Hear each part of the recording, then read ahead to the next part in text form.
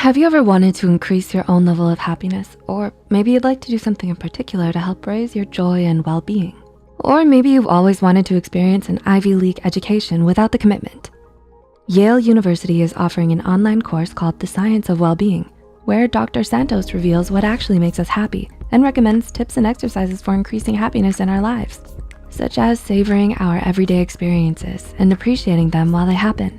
Did we also mention that over 3 million people have enrolled, and it's the online equivalent to their most popular on-campus course. The course is completely online, self-paced, and the best part yet, you can earn a certificate from Yale upon completion. So make sure you click the description box below to check the course out.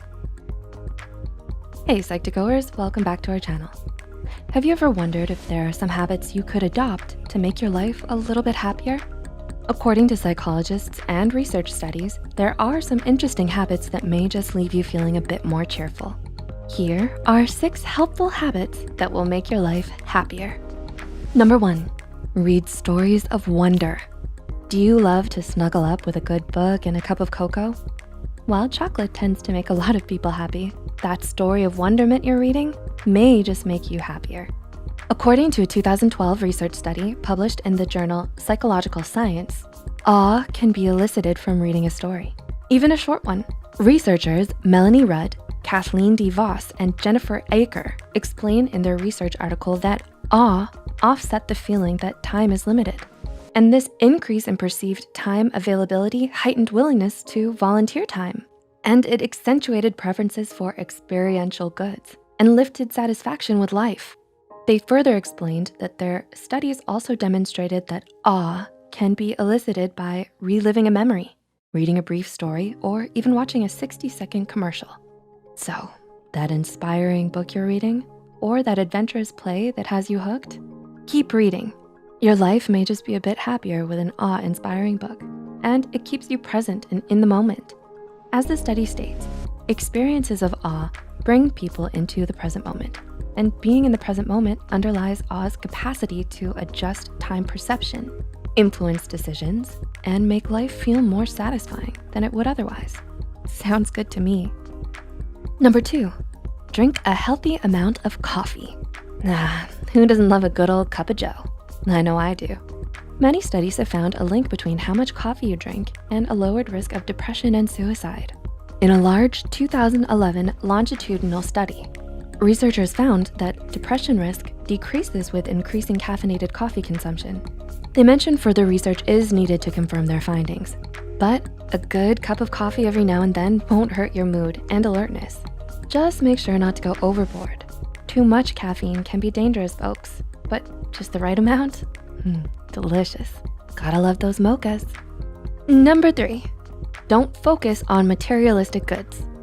In her book, Myth of Happiness, author Sonia Lubomirsky explains that a mountain of research has shown that materialism depletes happiness, threatens satisfaction with our relationships, harms the environment, renders us less friendly, likable, and empathetic, and makes us less likely to help others and contribute to our communities. While a new pair of shoes here and there won't hurt you too much, if obtaining these types of possessions are all that's on your mind, it could cost you a bit of overall happiness. It's best not to put the weight of our happiness only on obtaining these luxury goods. Make it a habit to instead look towards your values, socialization, self-fulfilling goals, and experiences as another way to get that euphoric feeling. Basically, do what makes you happy. The things without that expensive price tag attached to it. Number 4, make it a habit to be around happy people. A 2008 study from the researchers and professors James H. Fowler and Nicholas A. Christakis found that if you simply live within a mile of another happy person, your happiness could increase by 25%. The researchers wanted to discover if happiness can spread from each individual and whether niches of happiness form within social networks. According to the study, people who are surrounded by many happy people and those who are central in the network are more likely to become happy in the future. Longitudinal statistical models suggest that clusters of happiness result from the spread of happiness and not just a tendency for people to associate with similar individuals. A friend who lives within a mile, which is about 1.6 kilometers, and who becomes happy increases the probability that a person is happy by 25%. Although these effects weren't seen in coworkers, the authors also mentioned that similar results were seen with happy spouses and neighbors who are within the mile. Time to thank your friendly neighbor for lending you that cup of flour, and thank them for a bit of happiness. Number 5, join clubs and participate in cultural activities. Thinking of joining a club or snagging those tickets to your favorite concert? One research study found that those participating in more cultural activities in clubs reported decreased levels of anxiety, depression, and an increase in one's general satisfaction with life. The 2011 study examined data on cultural activities, perceived health, and overall satisfaction with life on over 50,000 adult participants from Norway.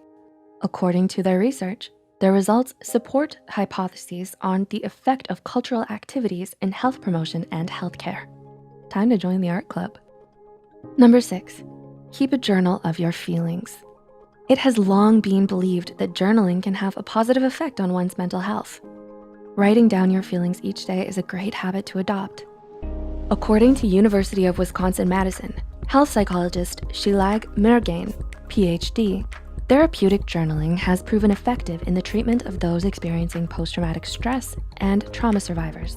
The benefits also extend to those living with chronic health conditions such as asthma, rheumatoid arthritis, cancer, chronic pain, and even those who are chronically poor sleepers.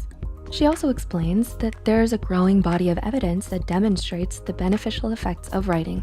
Just 20 minutes at a time over 4 consecutive days was associated with a decrease in health problems, such as enhancing the immune system functioning. So it might be a good idea to write a bit in your journal before bed, and then divulge into that awesome book you've been reading. So, which habits will you adopt? I'm working on journaling, and it really does seem to help. Do you journal before bed?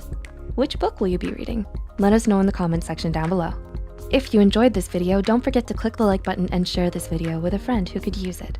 Subscribe to Psych2Go and hit the notification bell icon for more content like this. And as always, thanks so much for watching. If you liked the tips from this video and want to learn more about how to increase your own well-being and productivity, then you should check out The Science of Wellbeing. A big shout out to Coursera for sponsoring this video and offering a course from Yale University to our viewers. You can earn a certificate from Yale upon completion, so make sure you check it out.